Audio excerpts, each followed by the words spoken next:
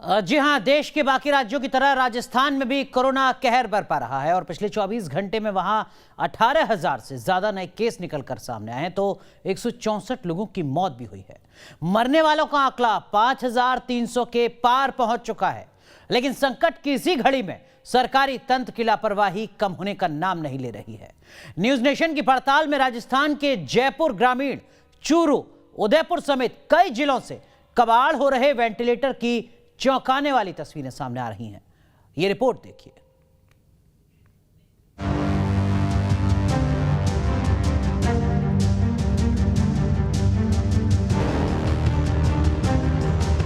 राजस्थान में बढ़ते corona case, ventilator की बर्बादी, मरीज तड़फ रहे हैं, वेंटिलेटर कबाड़ हो रहे हैं। कोरोना काल में सरकारी संसाधन कम पड़ रहे हैं, लोगों की सांसों की डोर टूट रही है, ऑक्सीजन बेड और वेंटिलेटर को लेकर हर तरफ मारामारी है। लेकिन संकट की इस घड़ी में भी सरकारी सिस्टम बेपरवाह है और केंद्र सरकार की मदद भी लोगों तक सही से नहीं पहुंच पा रही है। कई राज्यों में सिस्टम की नाकामी लोगों की जान पर भारी पड़ रही है। राजस्थान में सरकारी तंत्र की लापरवाही का आलम यह है कि जयपुर ग्रामीण, चूरू और उदयपुर समेत कई जिलों में सैकड़ों वेंटिलेटर कबाड़ हो रहे हैं और महज एक तकनीकी खराबी के चलते सरकार ने इंजीनियर तक बुलाने की जहमत नहीं उठाई। ऑक्सीजन सिलेंडर, वेंटिलेटर के अभाव में सांसों की टूटती डोर के बीच गहलोत सरकार के चिकित्सा विभाग की बड़ी लापरवाही सामने आई है। केंद्र सरकार द्वारा भेजे गए करीब 1500 वेंटिलेटर कबाड़ हो गए, मगर चिकित्सा विभाग ने सुध नहीं ली। एक ओर जहां मरीजों की जान जाती रही, वहीं चिकित्सा विभाग की लापरवाही के चलते वेंटिलेटर राजस्थान के तमाम बड़े हॉस्पिटल्स में कबाड़ में तब्दील होते गए।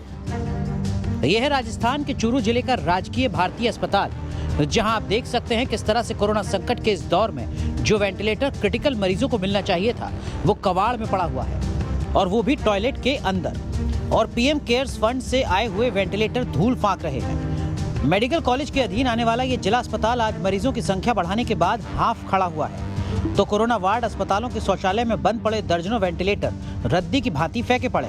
इसको लेकर जब न्यूज नेशन की टीम ने अस्पताल प्रशासन से जानने की कोशिश की तो अस्पताल प्रशासन का कहना है कि गंभीर मरीजों के लिए इनका उपयोग किया जाता है, लेकिन हकीकत यह है कि अस्पताल में आने वाले गंभीर मरीज अव्यवस्थाओं और लापरवाही की भेंट चढ़ रहे इन संसाधनों के अभाव में दम तोड़ रहे हैं।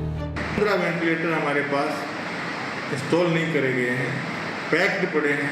वो ऐसे कमरे में रखे हुए हैं जिसमें अटैच लेटरिन बाथरूम भी है, छोटा कमरा है।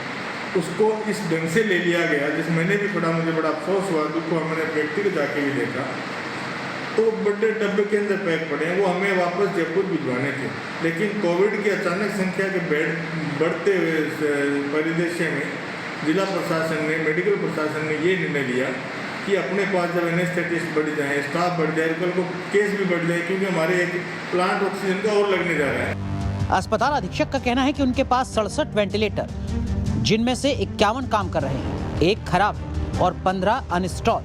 लेकिन जमीनी स्तर पर हालात ये हैं कि अस्पताल में बंद पड़े ये वेंटिलेटर भर्ती मरीजों का सामान रखने के काम आ रहे हैं, ना कि किसी की जान बचाने के।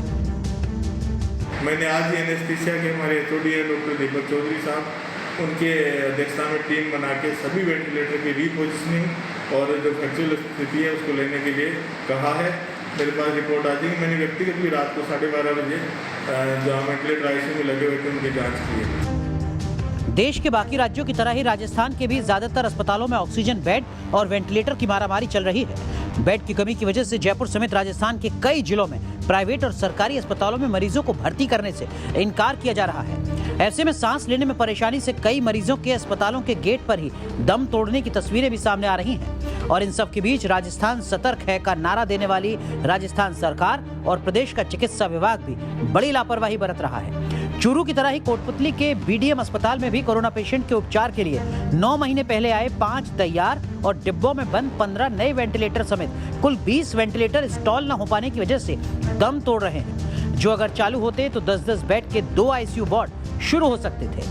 ये सब तब हो रहा है जबकि राजस्थान में कोरोना की दूसरी लहर खतरनाक हो चुकी है और रोजाना 150 से ज्यादा कोरोना मरीज दम तोड़ रहे हैं। इसके पीछे कारण ये रहा कि जो वेंटिलेटर के लिए जो मास्क होते हैं, वो स्पेशल मास्क होते हैं, वो अवेलेबल नहीं थे। हाँ, मास्क मंगवाए हैं और 5 वेंटिलेटर चालू किए हैं और जो स्टाफ है, जो स्थानीय स्टाफ है बीडीएम का, वही उनको हैंडल करेगा और यदि उनको कोई दिक्कत आएगी तो हम उनकी ट्रेनिंग करा देंगे। कबाड़ हो रहे वेंटिलेटर को लेकर राजस्थान के स्वास्थ्य मंत्री रघु शर्मा का कहना है कि हमने 45 इंजीनियर्स को कबाड़ वेंटिलेटर सही करने के लिए कांटेक्ट किया है और सभी जिलों में इंजीनियर जाकर कबाड़ हो रहे वेंटिलेटर को सही कर रहे हैं। हमने 45 अभी इंजीनियर्स को एम्प्लॉय किया।